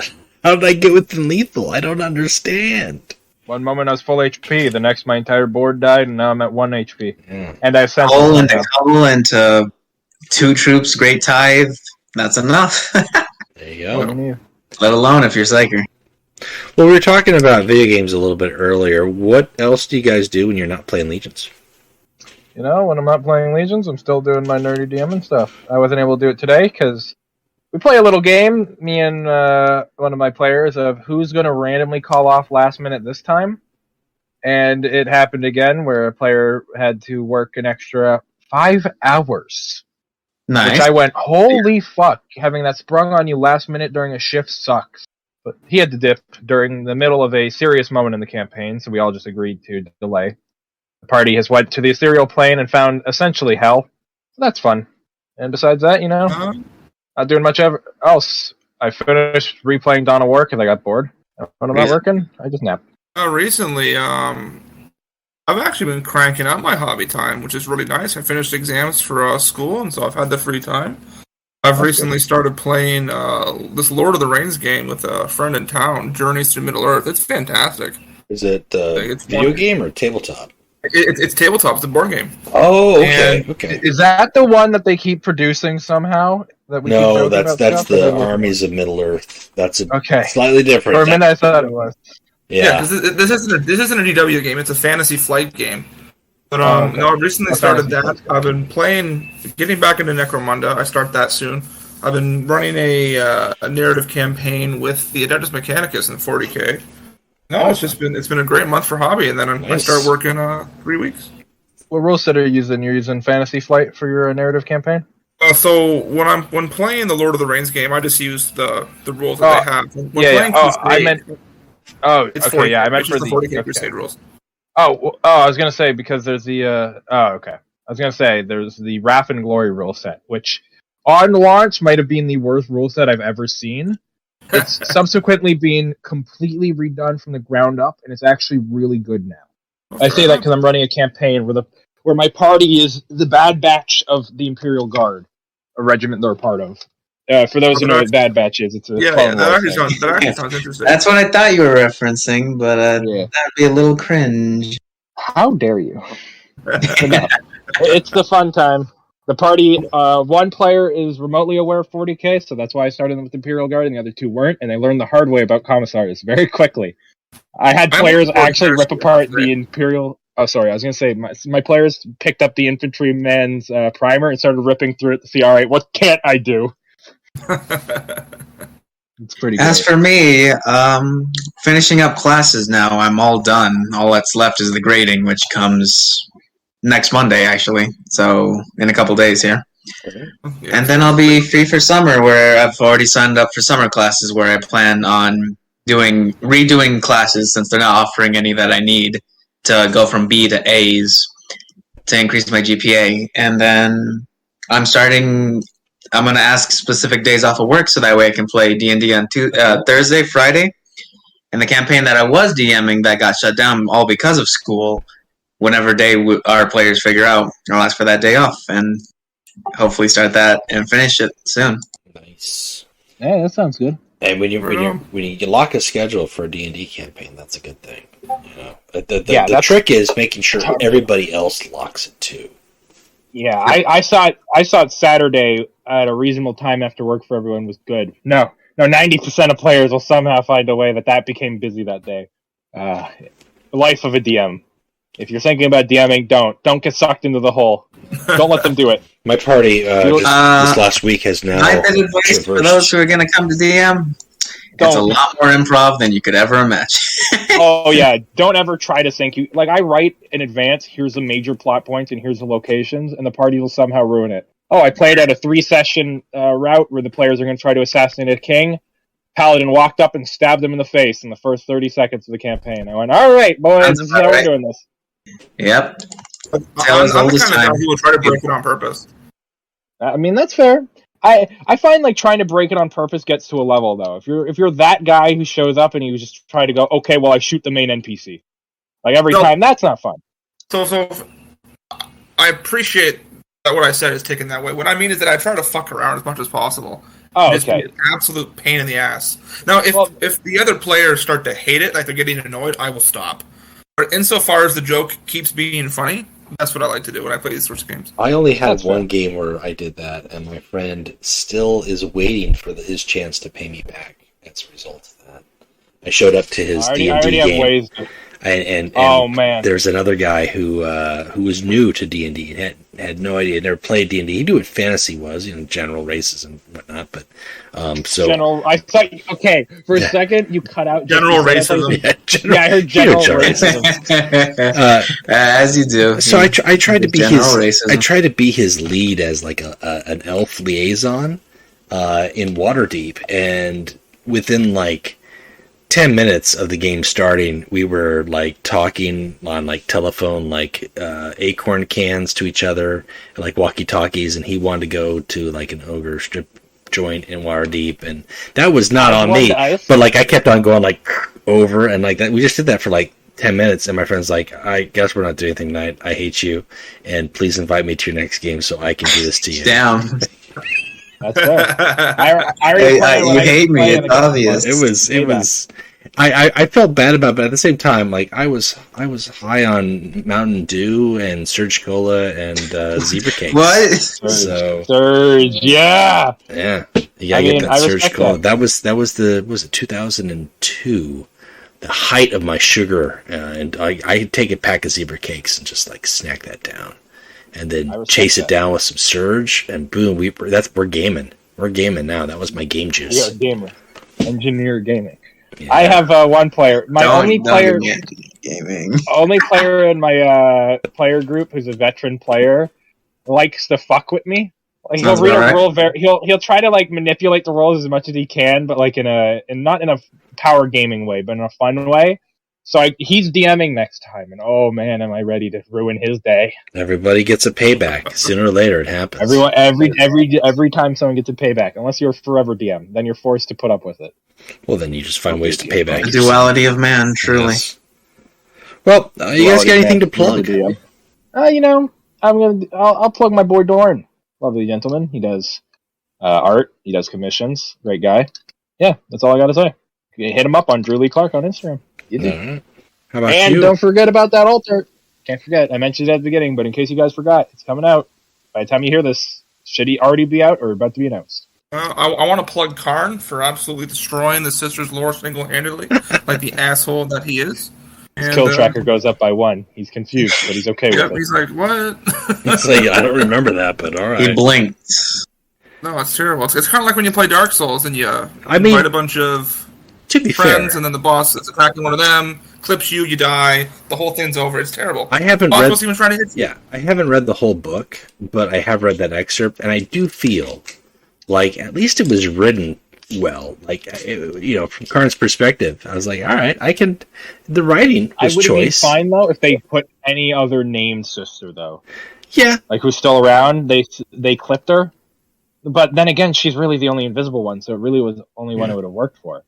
I guess I'm upset, but, I'm just upset, but understandable. Yeah. I'm not angry, I'm just disappointed. I cannot think of another, although I'm sure there has to be at least one or two deaths in a 40k book that are on that level where you're like, well, that was quick and unexpected and totally disappointing. If it's not Heresy, I gotta say is Hell's Reach. Hell's Reach is really bad for that. Ooh, Hell's Reach great book good. Series. It's really good, but when it ends and he's like, by the way, these characters died these anticlimactic ways, and you're just like, oh, okay. Yeah, but we'll live with that now. It was done in a scene where I think worked pretty good. Well, I'm really talking about the priest, one of my favorite characters, where at the end he goes, by the way, he died of a heart attack. And you just go, what? Okay. Next scene. He died of a heart attack 2 weeks after. I would say Alfarius' death is like that. Somehow he gets killed by that idiot Dorn. I don't believe it. Did he? But did he? He's terrible. He's using a chainsword. It's only AP1. Not even that good. There's no way he killed Alfarius. Serpent Scale should have protected that. He wasn't wearing a helmet, guys. I mean, AP1. It's a strength user weapon. He gets an extra attack. Big deal. Dorn doesn't have a lot of attacks. He's slow. No, I don't buy it at all. Then again, Alfarius isn't good for fighting his brothers. It's true, he's not. He's really good for sprinting at the Death Guard who can't poison him, and also calling in poison strikes in the background. That's my favorite tactic. He's got really bad offensive stats, but he can do fun shenanigans. Like, he should have teleported into a different squad like he does in Heresy. He didn't do that. My favorite tactic with him is to sprint at the guy, call in some poison on top of you because you're immune to it, and watch the guy get angry at you. He can't stop you. Can't stop you. You can try. You But can he try. I'm looking forward to Plastic Heresy, man. I've already got the Alpha Heresy model. I Plastic am. Heresy's gonna be good. I can't swing it, but I want to. Like, even if it's $295, if it's $200, I can't swing it. My budget is so tight. Like, I would love it, and I wouldn't even get 2 boxes. I would just get the 1 box and be like, "This is my Imperial Fist army for Heresy, starter box, whatever. That's fine. That's good enough for me. I could just say I have it." But that's the budgeting right now in this economy is just too tight for me just to say I can throw down 200 and not think twice about it. That's The right. only reason I can is because I'm splitting the box with my brother. Oh, that'll do. That's fair. Yep. Yeah. I'm pretty. I may just double down and buy all the commander decks. I put away some money. I did my taxes and came out with more than I thought I would have. You did your taxes? Yo. Well, I didn't do my. I paid someone else to do my taxes for me. Fuck that. I number hard. Yeah, I'm understandable. getting, Number do be hard. my tax return is going to pay for my brakes that got fixed a month and a half ago. So Yeah, that's fair. That's fair. I'm hoping across the world, but particularly in the North American continent, I'm hoping things turn a little bit around. Cost of living goes down. It never will. You're asking for a lot. I hope it every year. I'm like, maybe this year will be the year that we all make more money and everything costs less. But not. Makes you feel better. Not Take all this the time. commander decks and scan them in the tabletop simulator. It starts with Games Workshop. It starts with the Horus Heresy box set. That's what'll be the precipice. Yeah, because if it's too expensive, they kill the game day one. Yeah. And so they really need to be very smart about how they do that. Well, I mean, locking the Forge World didn't help give it birth in the first. No, the only thing that I've seen that some discussion about the box before we go is just the fact that like all the upgrades and the specialist weapons and stuff you buy separate. Yeah. That's that's fair. But if I just want to get started, that box has got a lot to get me started, and I'm okay with that. 4 squads, 2 Terminator squads, a Dread, 2 Praetorians, and a tank. Shit, that's good stuff. And the rule book. Yep, both of them. And all the counters and stuff. No, it's going to be a fantastic box. It's just if they price it too high, the game is gonna die immediately. Yeah. They're not gonna sell. Yep. People are not gonna get into it. Yep. Period. And I bought the Indominus box. I don't regret buying the Indominus box, even though I have not painted any of them or played with any of them. I built them all, and I think that it was a great box, and I don't regret it. But I just, maybe I'll eat my words. Maybe at the end of this year I'll be like, "Hey guys, I got this cool Horus Heresy box," but I don't know. Anything's possible in this world of madness. That's true. Well, I gotta plug deck slots because that's what I'm gonna do. I do believe, actually, in my communications with the community manager and Mr. Evergill, we've got a patch coming up that will include more deck slots. That is slated to include more deck slots because they have to still add or basically patch the Sigismund emotes issue that still hasn't been fixed. Yeah. That's included in that. Right. And he mentioned that they are planning on dropping some deck slots. So get hyped. They're coming. They're overdue because we got the Salt added. We're going to get the 3 remaining Legionaries added. If we got a new expansion coming out within a month, guys. You want them or not, deck slots are coming. The deck slots have got to come with it. That's just call them Scuff slots because it's happening. It's brought to you by the letter Scuff. D. Not quite sure if that's a letter, but all right. It is not. It is not. Pick one. Pick an S or a D or a K or a U. Maybe 2 Fs. It's just for you. Slots. I'm now sad. Deck slots. You've now made me sad. I could write poems about deck slots all day, but I'm not going to tonight. It's late. Thank God.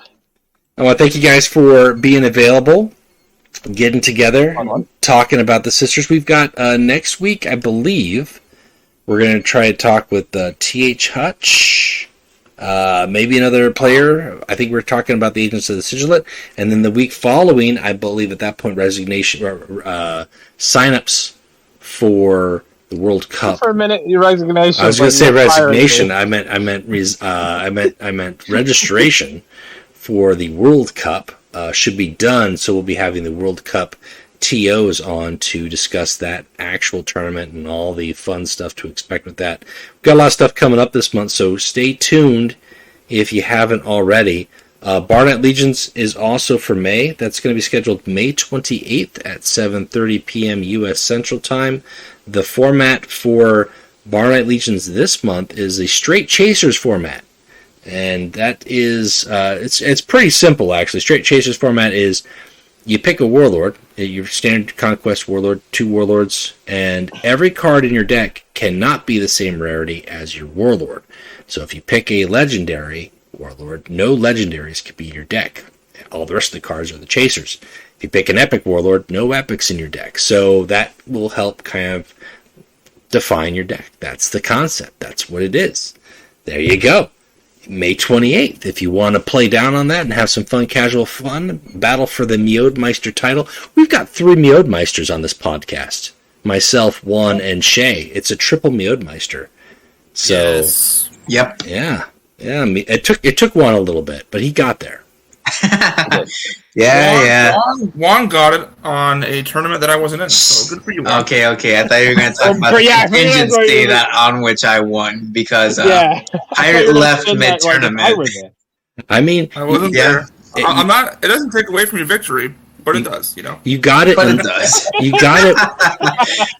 You got it in less attempts than it took Doles to get it. So there is that. Doles got it when I wasn't there either. I'm surprised Doles got it, I'll be honest. It took him a while. Stinky Hungarian. But he got it. You can't net deck for Bar Night Legions, so I'm surprised Doles got it too. Yeah. Wow. really shooting our Hungarian today. Only never heard Hungarian. He accused me earlier of net decking, and because he is currently War Master with Saul, he was like, I'm not going to give you the deck for it. And I'm like, he gave me what the deck. What do you mean? I don't even have Like, Saul. what do you mean the deck? It's Saul, and here's these 20 cards I would put in it. It's the same deck. Surprise, surprise. Yeah, that's It's Saul's not that hard to build, I'm afraid. No. He Baptix was getting a 100% win rate, and he's like, no, but stop though. I want to be War Master. Well, guys, thanks again for making it on another podcast, another episode down. Had a good time. Hope everybody checks it out down the road. Make recommendations. And a late plug before we go. If you're interested on being on the podcast and you've made it this long, stick around or shoot me a PM. Any open invitation for folks who are interested. That's pretty out there. I always forget to mention at the start of the episode, but if you would like to be on the podcast, just hit me up. I'll put you on the schedule. Want stuff? I'll write down a little memo for me to put it into my little intro at the beginning every time. There you go. So people know, because people will go, I don't know how I can be on it, and I'm like, you just gotta ask, man. That's it. It's not a secret thing. Like, I throw it out there all the time. What I'm hearing is I gotta ask to be on next week again, right? Are you on your hands and knees in the miasma? Only of Slaanesh. Yes. I would recommend it to anybody too listening. I enjoy this every time I do it. It's the 3rd time. I would love to do it the 4th time down the road. It's a fun discussion. Great, we have a good time. You don't even have to know what you're talking about. I've come on here 3 times. I mean, that's basically me during the Custodies episode. I played them twice. Each time. Yeah. It's a lot of fun. Hey, if it counts, right? That's right. Even if it counts by technicality, it counts. Yep. Is this true? What wins the fight? Is what wins the fight, boys. There you go. That's it for me. Bye. Bye. A magnificent ending. This has been another episode of the Warp Chatter Podcast. Thank you for listening. Yes. Shh. It's over. Don't fight it.